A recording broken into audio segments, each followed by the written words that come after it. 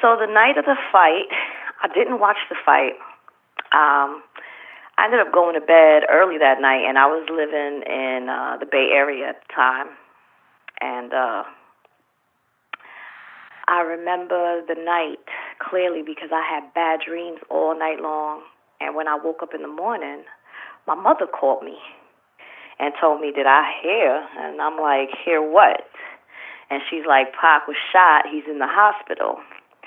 So I turned on the news, the radio. I'm trying to see what the hell is going on. I heard he was shot, and that he was in critical condition. And I didn't hesitate. I booked a flight immediately, flew out to Vegas. I got there in the afternoon. It was turning evening, went straight to the hospital. It was like, police, a lot of people outside and stuff. I went in, I asked, somebody, where is he, where's his family, what's going on?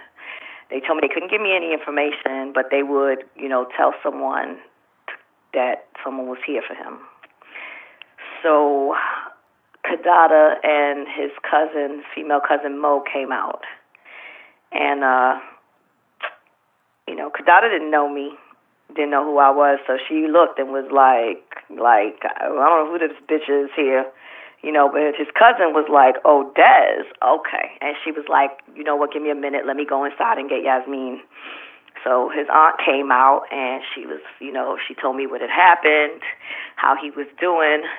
She said that they had him sedated, basically in a medical-induced coma, because they had to remove his lung and his finger. And that she told me that I could go and visit him the next day, but she didn't know if he'd be awake or not. So, the boys ended up coming out, and I seen them, and they was talking to me, telling me, basically the events of the night before, and they, asked me where I was staying and everything, and they was like, look, come back to the hotel with us, you come and see him tomorrow. So,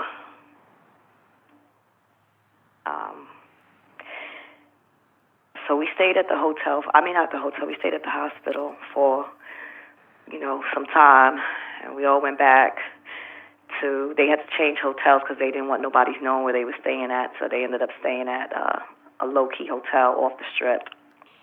And, I went back over there. We was drinking and smoking, trying to calm my nerves.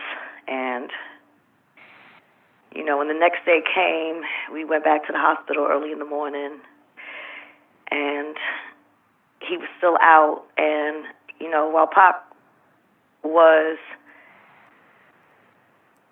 alive, I remember him always saying that he didn't want people looking down on him if he was ever incapacitated.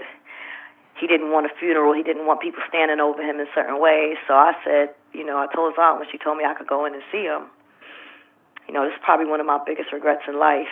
I told her, he ain't want nobody looking down on him. I'll wait till he's awake.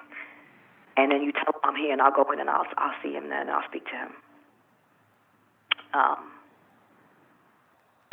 That was on day 3.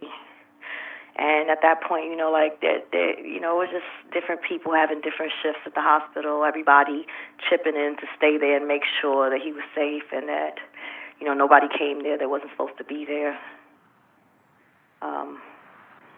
At one point we had heard he was getting better and that they were going to be moving him to a rehabilitation center, because him being in bed for the many days and losing his lung, that he was going to, have to be able to learn to walk and breathe and, certain things like that to rebuild. I'm sorry, I'm getting a little upset. I don't like talking about this, but, we thought he was going to be better, being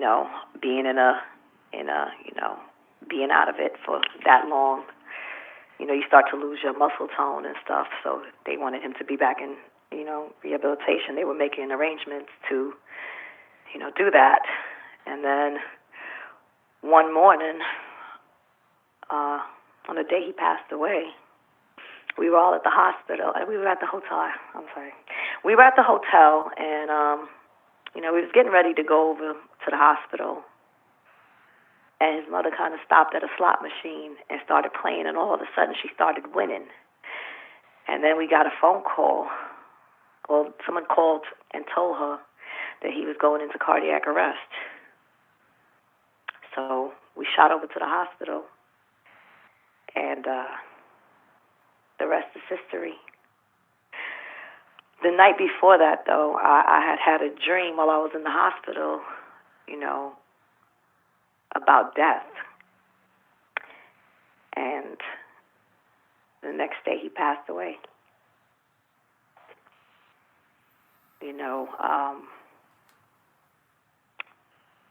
When all was said and done, I remember we was outside crying, me and the boys, and then, everybody went back to the hotel once certain arrangements was made. And we went to his mother's room. And I remember when I seen her face, I knew I was going through it, but as his mother, I knew she had to be going through it, and I just broke down, and, we hugged and stuff, and, one thing I'll say, that was a very strong woman.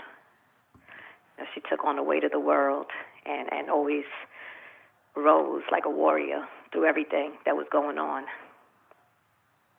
And I remember that day, too, Yaki saying he knew he wasn't going to be alive for much longer. He could feel it coming. Told him, don't say that, Don't say that. Pac always said he wouldn't live past 25, and I just seen, like, the power of words are very strong. After that, I just kind of went into a trance. I couldn't speak.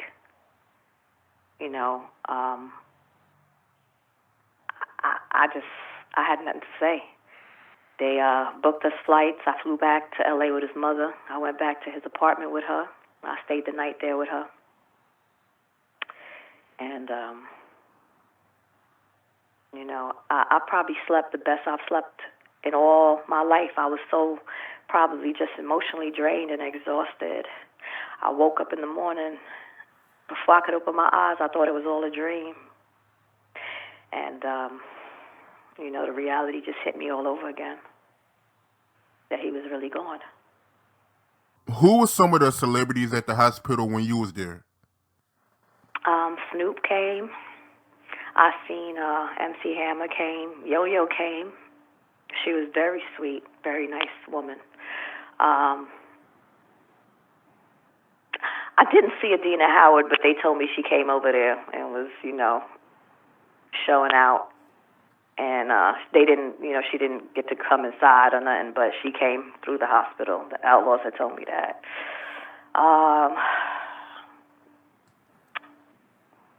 Right now, that's all I could think of that I remember right now. What you mean by that when you say Adina Howard was showing up?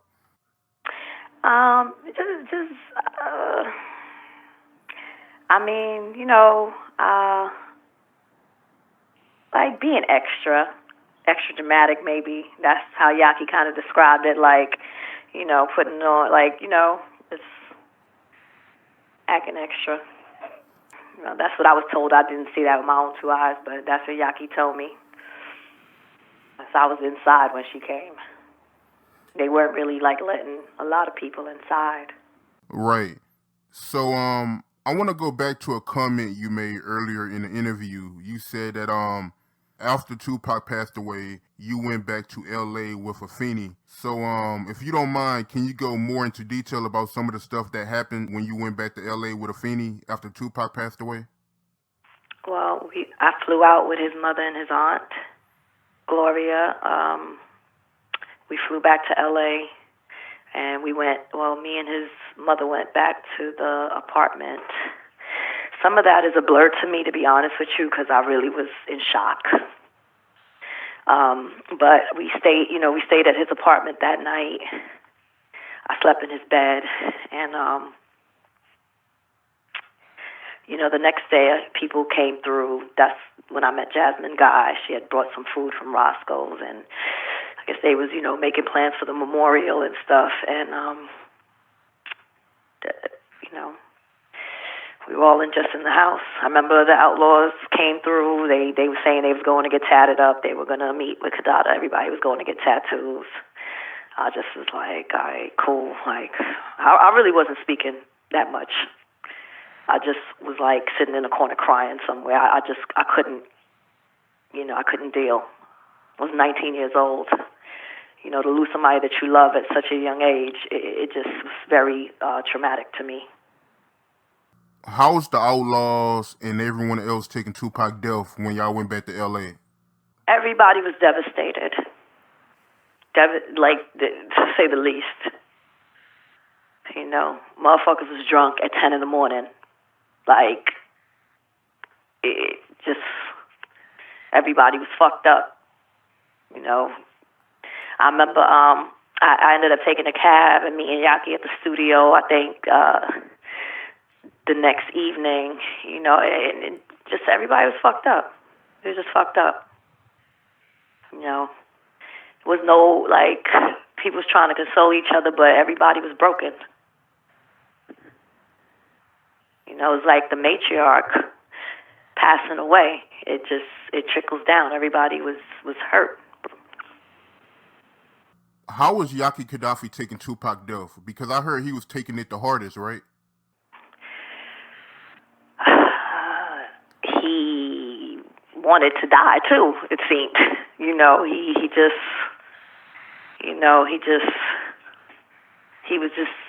was reckless at that moment. He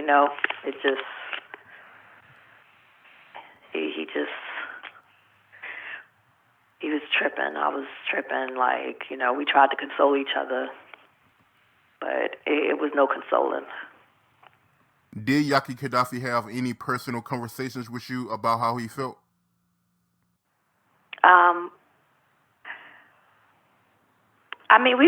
One thing we was doing, we was talking about memories and things like that, And aside from him just saying that he knew he wasn't going to make it, he wasn't going to live much longer. He could feel it coming. That was about it. Can't believe that this happened. Can't believe he's gone. That was the energy. Yaki Kadafi went back to New Jersey after Tupac death, right? Yeah. Did you stay in contact with him when he went back to New Jersey? You know what? I was not. I went through a really bad spell of depression. I was drinking my days away. And I was still living in the Bay Area. I didn't really, I didn't want to speak to anybody. I was really depressed for a very long time. And so I just kind of like I told you, once he got shot and that happened to him, then I really just fell off the radar because I didn't know what the hell was going on, why they was, people was dying that had stuff to do with him and Pac, and I didn't know what was going on.